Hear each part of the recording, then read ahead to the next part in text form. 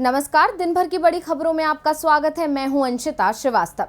इस बुलेटिन में आज बात होगी तबलीगी जमात मामले में सुप्रीम कोर्ट की फटकार की, उत्तर प्रदेश चुनाव में सीएम पद के चेहरे की, राकेश टिकैत के सरकार पर बढ़ते गुस्से की, जानेंगे क्या गहलोत और पायलट आएंगे साथ, आखिर क्यों दिख रही है छत्तीसगढ़ बीजेपी में रार। बात करेंगे महंगाई को लेकर तेजस्वी के एनडीए पर सवाल की और बुलेटिन के आखिर में बात धीमी होती विकास की रफ्तार की। लेकिन तमाम बड़ी खबरों से पहले एक नजर सुर्खियों पर।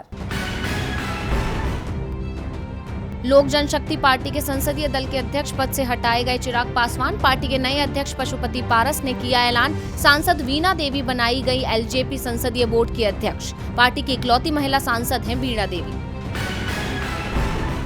पश्चिम बंगाल की सीएम ममता बनर्जी की मुश्किलें बढ़ी, विधायक बनने के लिए 2 महीने का ही बचा वक्त। दुर्गा पूजा के चलते 10 अक्टूबर से पहले उपचुनाव कराने की कोशिश में टीएमसी, राज्य चुनाव आयोग ने भी भेजा चुनाव आयोग को पत्र। बंगाल की स्थिति सामान्य, जल्दी कराएंगे उपचुनाव। नेपाल में सरकार बदलने के साथ ही बढ़ी चीन की मुश्किलें, चीन से सीमा विवाद को लेकर नेपाल सरकार ने बनाई समिति, चीन पर लगा है नेपाल की जमीन पर कब्जे का आरोप, समिति के ऐलान से परेशान चीन। तेजी के रास्ते पर लौटा शेयर बाजार, सेंसेक्स 514 अंकों की तेजी के साथ 57,853 पर हुआ बंद, निफ्टी 158 अंकों की तेजी के साथ 17,234 पर हुआ बंद। सेंसेक्स और निफ्टी की ये अब तक की सबसे बड़ी क्लोजिंग। सुर्खियों के बाद बात आज की सबसे बड़ी खबर की। पिछले साल 24 मार्च को देश में कोरोना महामारी के चलते पहली बार पीएम मोदी ने पूरे देश में लॉकडाउन लगाने का ऐलान किया, जिस कारण से दिल्ली के निजामुद्दीन मरकज में कई लोग फंस गए। इस घटना को लेकर जिस तरह की रिपोर्टिंग मीडिया में की गई वो मुद्दा सवालों के घेरे में आ गया, जिसे लेकर आज सुप्रीम कोर्ट ने मीडिया संस्थानों को जमकर सुनाया। तो क्या कहा सुप्रीम कोर्ट ने, देखिए ये रिपोर्ट। लॉकडाउन के दौरान दिल्ली के निजामुद्दीन मरकज में फंसे लोगों को मीडिया के एक तबके ने देश में कोरोना संक्रमण को बढ़ाने का दोषी ठहराने की मुहिम छेड़ दी थी। खासकर बीजेपी शासित राज्यों में मरकज से जुड़े लोगों को ढूंढने के नाम पर जमकर राजनीति शुरू की गई। कोशिश थी एक वर्ग विशेष को सवालों के घेरे में ला दिया जाए। इसे लेकर खास तौर पर मीडिया रिपोर्टिंग के मामले में आज सुप्रीम कोर्ट में सुनवाई हुई। सीजेआई एनवी रमन ने इसे लेकर चिंता जताते हुए कहा कि मुझे नहीं पता कि ये सब क्यों हो रहा है। हर चीज को सांप्रदायिक एंगल दे दिया जाता है। वेब पोर्टल किसी के नियंत्रण में नहीं है। अगर आप YouTube पर जाएंगे तो वहां देखेंगे कि कितनी फेक न्यूज और झूठी खबरें चल रही हैं। कोई भी इन्हें शुरू कर सकता है। सीजेआई रमन ने कहा कि ऐसा लगता है कि वेब पोर्टल पर किसी का कोई नियंत्रण नहीं है। वो जो चाहे चलाते हैं, उनकी कोई जवाबदेही भी नहीं है। वो हमें कभी जवाब नहीं देते। वो संस्थाओं के खिलाफ बहुत बुरा लिखते हैं। लोगों के लिए तो भूल जाओ, जुडिशियरी और जजों के लिए भी कुछ भी मनमाना लिखते रहते हैं। सीजेआई ने सरकार से पूछा कि सोशल और डिजिटल मीडिया पर निगरानी के लिए आयोग बनाने के वादे का क्या हुआ। वैसे ये पहला मौका नहीं है जब तबलीगी जमात के खिलाफ हुई रिपोर्टिंग को लेकर कोर्ट ने मीडिया पर सवाल उठाए हो। सुप्रीम कोर्ट की इस टिप्पणी से पहले पिछले साल बम्बई हाई कोर्ट ने जमात से जुड़े 29 विदेशियों के खिलाफ मामला रद्द करते हुए सरकार और मीडिया पर तल्ख टिप्पणी की थी। बम्बई हाई कोर्ट ने कोरोना संक्रमण को रोकने में सरकार को नाकाम बताते हुए कहा था कि सरकार अपनी नाकामी पर पर्दा डालने के लिए किसी को फंसाने की कोशिश कर रही थी और तबलीगी जमात के साथ ऐसा ही हो गया। तबलीगी जमात से जुड़े लोगों को फंसाने का काम किया गया। मीडिया में तो उन्हें कोरोना फैलाने का दोषी ही बता दिया गया। बम्बई हाई कोर्ट ने इस पूरे मामले पर मीडिया की कवरेज की आलोचना करते हुए कहा था कि मीडिया ने इस पूरे मामले को प्रोपेगेंडा का रूप दे दिया। मीडिया की रिपोर्टिंग ही यदि सांप्रदायिक हो तो भरोसा किस पर किया जाए? हर किसी पर भरोसा नहीं किया जा सकता। इसलिए बीजेपी को भी अपने सीएम योगी आदित्यनाथ पर भरोसा नहीं हो रहा है कि वो यूपी में विधानसभा चुनाव पार्टी को जिता पाएंगे। बीजेपी के कई विधायक केंद्रीय नेतृत्व को संकेत दे चुके हैं कि यदि नेतृत्व में बदलाव नहीं किया गया तो फिर सीएम ने अपने काम के तरीके को नहीं बदला तो चुनाव में हार तय है। यूपी में योगी के नेतृत्व में बीजेपी चुनाव लड़ेगी या फिर नए चेहरे के सहारे मैदान में उतरेगी? योगी नहीं तो और कौन? क्या मोदी के नाम पर बीजेपी यूपी में मांगेगी वोट या फिर राम भरोसे यानी राम मंदिर के सहारे ही पूरे चुनाव की रणनीति तय की जाएगी?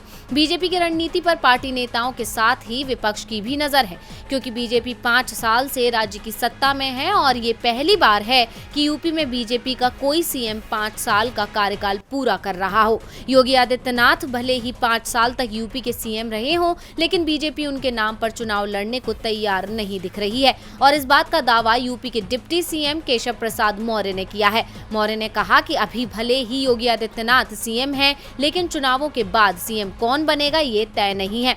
उन्होंने कहा कि जब सरकार नहीं होती तो स्वाभाविक रूप से लोग मानने लगते हैं कि जो अध्यक्ष होगा वही सरकार बनने पर मुख्यमंत्री बनेगा, लेकिन यूपी में हमारी सरकार योगी आदित्यनाथ के नेतृत्व में चल रही है, इसलिए अभी तो हम मान रहे हैं कि 2022 के जब परिणाम आएंगे तो योगी ही मुख्यमंत्री होंगे, लेकिन उत्तर प्रदेश का सीएम कौन होगा ये मैं तय नहीं कर सकता। ये फैसला जो केंद्रीय नेतृत्व है, केंद्रीय संसदीय बोर्ड है और जो केंद्रीय पर्यवेक्षक आएंगे उनके जरिए उस समय जो विधायक दल होगा उसके द्वारा तय किया जाएगा। मौर्य ने साफ कर दिया कि योगी सीएम पद के दावेदार हो सकते हैं, लेकिन सीएम कौन होगा ये बाद में तय होगा। इसके साथ ही उन्होंने 5 साल पहले अपने साथ हुई नाइंसाफी का जिक्र भी कर दिया, क्योंकि 2017 के विधानसभा चुनावों के समय केशव प्रसाद मौर्य ही बीजेपी के प्रदेश अध्यक्ष थे, इसीलिए चुनावों में मिली जीत के बाद सीएम पद पर उनका ही दावा था, लेकिन पार्टी ने योगी आदित्यनाथ को सीएम बना दिया। सीएम कौन बनेगा ये बीजेपी विधायकों से पहले यूपी की जनता तय करेगी, लेकिन बीजेपी में तो सत्ता हाथ में आने से पहले ही लड़ाई शुरू होती दिख रही है। एक लड़ाई किसानों की भी सरकार के साथ चल रही है। मोदी सरकार के साथ साथ बीजेपी की राज्य सरकारों से भी किसान गुस्से में दिख रहे हैं। किसान नेता राकेश टिकैत तो अब आर पार के मूड में नजर आ रहे हैं। उन्होंने हरियाणा की बीजेपी सरकार को सख्त लहजे में चेतावनी भी दी है। कृषि कानून के विरोध में किसान लगातार आंदोलन कर रहे हैं, लेकिन सरकार उनकी मांगे मानने को तैयार नहीं है। उल्टा अब सरकार ने किसानों की आवाज दबाने के लिए हथकंडे अपनाने शुरू कर दिए हैं। अभी हाल में हरियाणा के करनाल में पुलिस प्रशासन ने किसानों के ऊपर ही अपनी पूरी ताकत लगा दी। दावा किया जा रहा है कि एक किसान की इस दौरान जान भी चली गई। इसके बाद से ही हरियाणा की खट्टर सरकार सभी के निशाने पर आ गई। किसानों ने खट्टर सरकार से अपील की थी कि उस अधिकारी के खिलाफ सख्त एक्शन लिया जाए जिसने किसानों पर बल प्रयोग करने के आदेश दिए थे, लेकिन खट्टर सरकार ने ऐसा कुछ भी नहीं किया, बल्कि सरकार ने करनाल की घटना के लिए पंजाब सरकार को दोषी बता दिया। हरियाणा की सरकार की सफाई के बाद किसानों के तेवर और तल्ख हो गए हैं। किसान नेता राकेश टिकैत ने सरकार पर निशाना साधते हुए उसकी तुलना तालिबान से ही कर डाली। टिकैत ने कहा कि सरकार ने लाठी चलवाकर ठीक नहीं किया और इसे भूला नहीं जाएगा। हमने तो जिंदगी लड़ाई लड़ी है, आपने तो ना अंग्रेजों के खिलाफ लड़ाई लड़ी और ना ही मुगलों के खिलाफ। इसके बाद उन्होंने आरएसएस को निशाने पर लिया। टिकैत ने कहा, आप बचकर नहीं जाओगे, आप तो महात्मा गांधी की जान लेने वाले को पूजते हो, इनका क्या रिश्ता है उससे? ये आरएसएस के लोग नाथूराम का मंदिर बनवाना चाहते हैं, ये किस तरह का राष्ट्रवाद है? बनना है तो सत्यपाल मलिक जैसा बनो, जो गवर्नर होते हुए कह पाते हैं कि खट्टर ने किसानों के साथ गलत किया। राकेश टिकैत ने आयुष सिन्हा के मामले पर कहा कि वो आरएसएस का बंदा है और आईएएस बन चुका है। सरकारी तालिबानी देश में घुस चुके हैं। आपका तालिबानी कमांडर करनाल में है और किसान उसे माफ नहीं करेगा।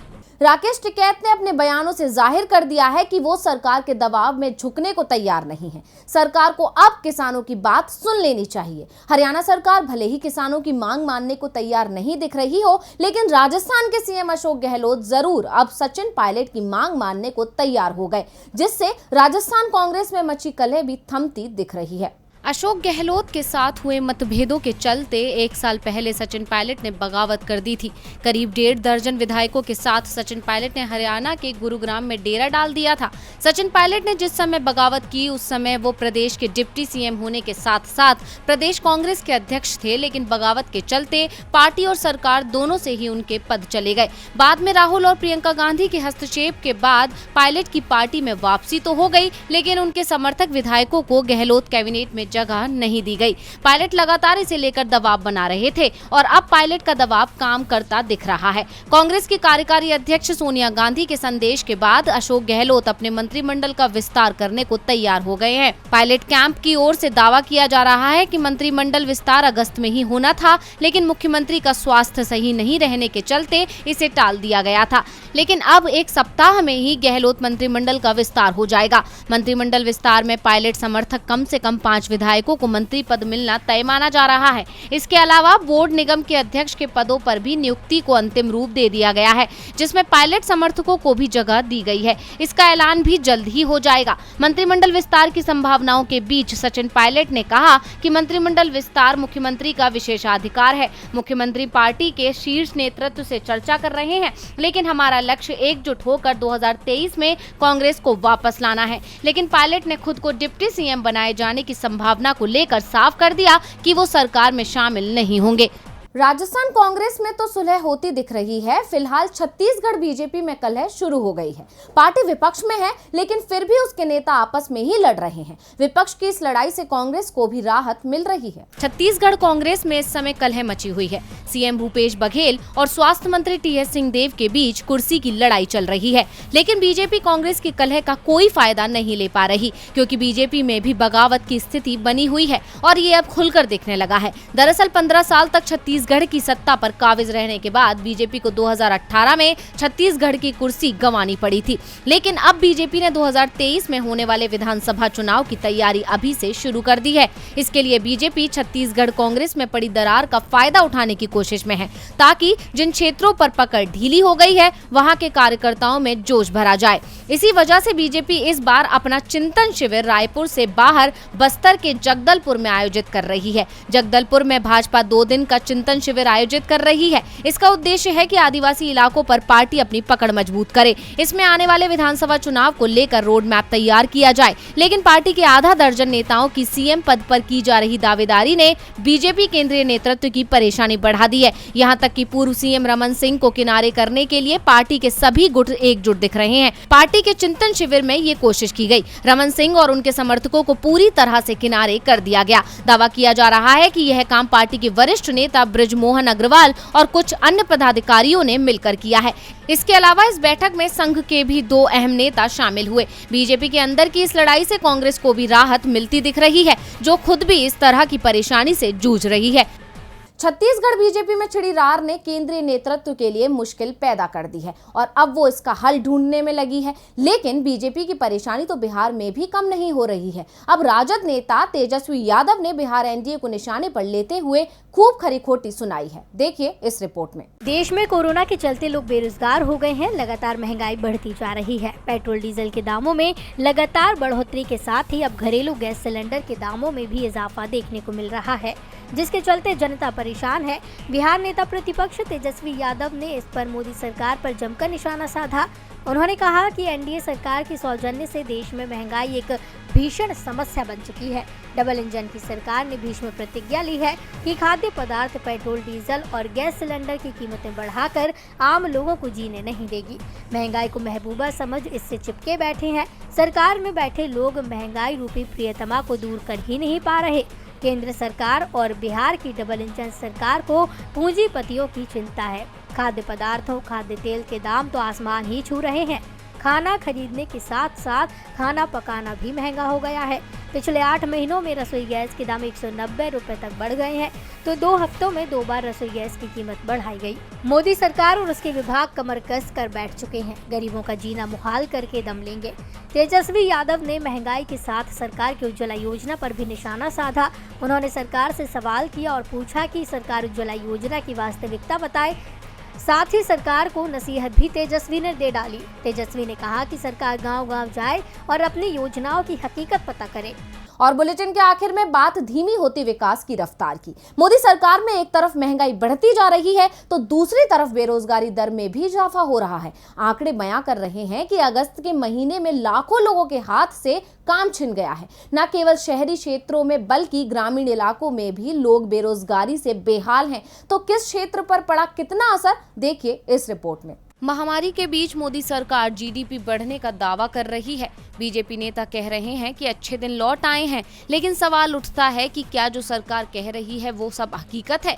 क्या जनता को झूठ का आईना दिखाया जा रहा है? ये सवाल इसलिए क्योंकि देश में जब रोजगार ही नहीं बढ़ रहा तो जीडीपी कैसे रफ्तार पकड़ रही है। बेरोजगारी का आंकड़ा साफ बयां कर रहा है कि अगस्त के महीने में लोगों को खाली हाथ बैठना पड़ा है। देश में कारोबार की सुस्त चाल के बीच अगस्त महीने में औपचारिक और अनौपचारिक दोनों क्षेत्र से करीब 15 लाख से अधिक लोग बेरोजगार हो गए हैं।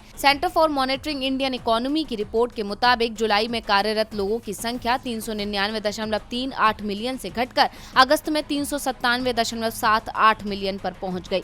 बेरोजगारी का असर न केवल शहरी क्षेत्रों में है बल्कि ग्रामीण इलाके भी इससे जूझ रहे हैं। इस एक महीने में केवल ग्रामीण भारत के इलाकों में करीब 13 लाख लोगों की नौकरियां चली गई। CMIE के अनुसार राष्ट्रीय बेरोजगारी दर 6.95% से बढ़कर जुलाई में 8.32% पर पहुंच गई।